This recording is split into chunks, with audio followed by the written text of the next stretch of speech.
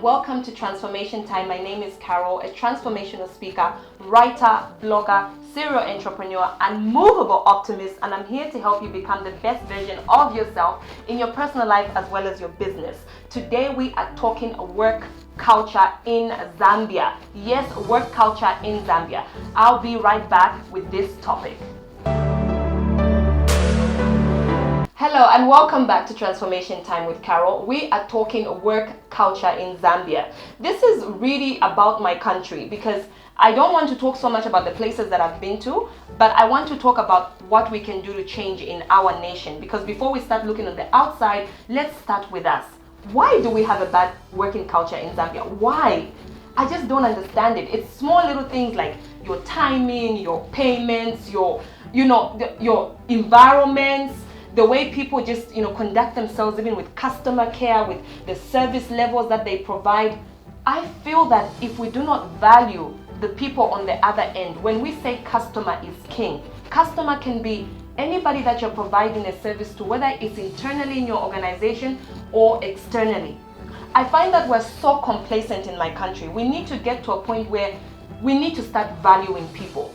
We need to start valuing the time that they put in. We need to start valuing the environments. We need to start valuing the fact that people have actually, they have invested in themselves to get to a certain level. And I really think that SMEs are sort of moving into that corporate, culture, which is more of laissez-faire.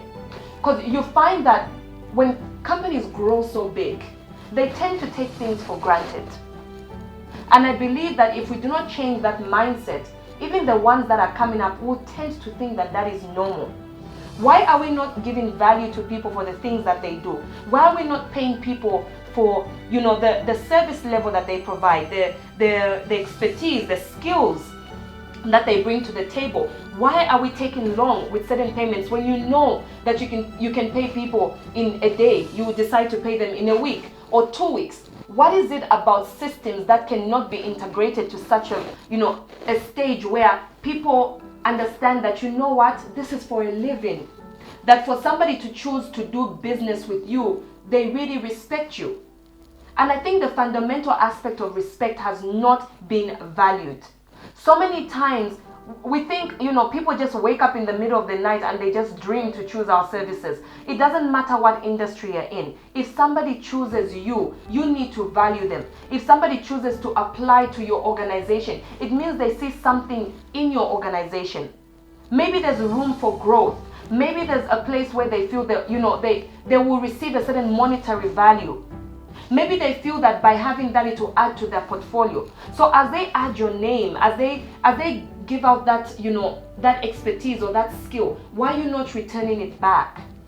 Why is it that when we're doing business, we tend to take people for granted?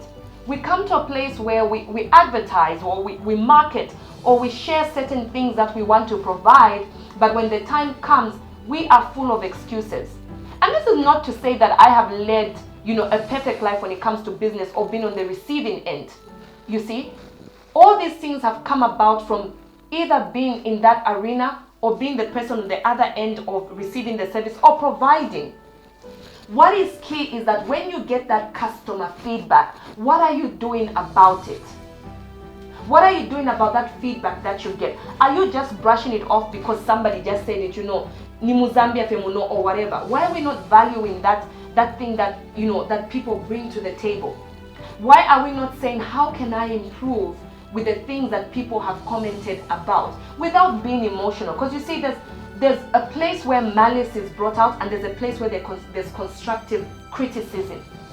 If you know and you can see that this is constructive criticism, why don't you ask further?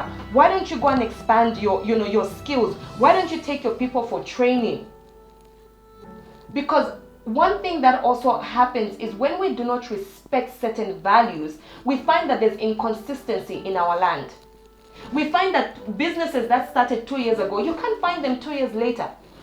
Why? In 2 years is when you should be grounding yourself. You should be establishing yourself. People should know that this is, these are the roots being drawn. This is where you make no apologies for being the best at what you are. Why is it that we're so laissez-faire when it comes to, even social events? where you're providing the service. Maybe you are doing an event management company or, an event planning service. Why is it that, we do not start things on time?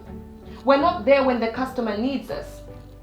And so we find that all these other things that fall out, we start to then see people, having bad habits like Zambian time. Where did that come from? When did it become socially acceptable to have Zambian time? At what cost? At what cost? Where is our, our sense of respect? Where is that place where we say, this person has put in a certain amount of effort, therefore I need to do my part? Because whatever we accept in society is exactly what's going to be passed on to the next generation. Is this the kind of Zambia that we want? Is this the kind of, work culture that we want to be inputting in our next generation? Because it starts with that. And so many times, yes, somebody will be saying, no, me, I'm like this, I'm like that. That's fine. That's okay. But are you coming from a place of rubbing your ego? Are you coming from a place of being prideful? Or are you saying, because I have this characteristic, this great characteristic about me, and this great skill or these great mannerisms, how can I then, take it out to another person? How can I share this level of knowledge? How can I share this wisdom, this insight that I have? Because you see, if you are not leading from the front, it's very difficult for another person to listen to you. And most times what we do is much easier followed than what we say. So if you say that, I have a great working culture and all that, but at the end of the day, what do you also accept from other people? What are the timelines that you put? What are the boundaries that you put? Because working culture starts with the transformation of the mind. It's about saying, I want to be at this certain level, and this is what I want to change. This is how I can go about it. So many times, I've heard people give this excuse that, it's a Zambian thing. This is how things have always been. Is this how you want things to always be? Why not change? How does this affect the productivity? How does this affect, the level of service excellence? These are all things that we need to think about. It's like little seeds that are being planted now. So if we do not engage in changing the working culture, where people want to, come out like they want just things for free.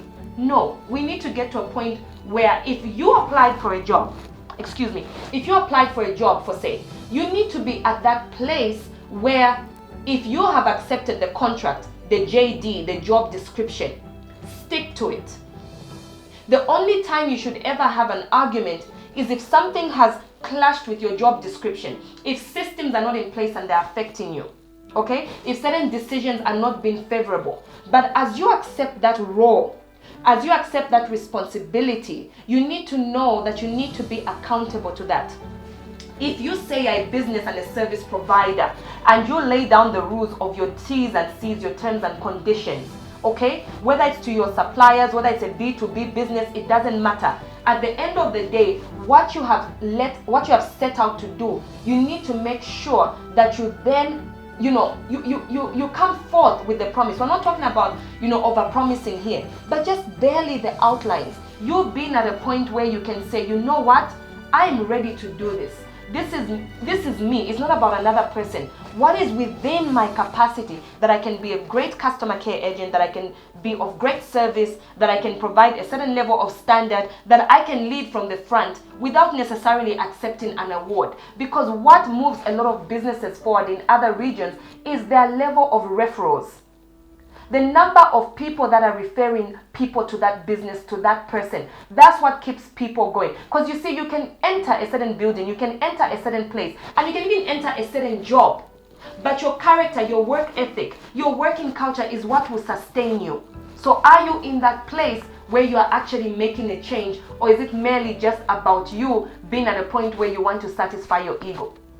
Because whatever it is that you do, we always have to remember that it's going to impact another person. No man is an island. How you stand up and reflect another organization in your individual capacity is how people will view it. You walk the talk. You are the brand of whatever it is that you service.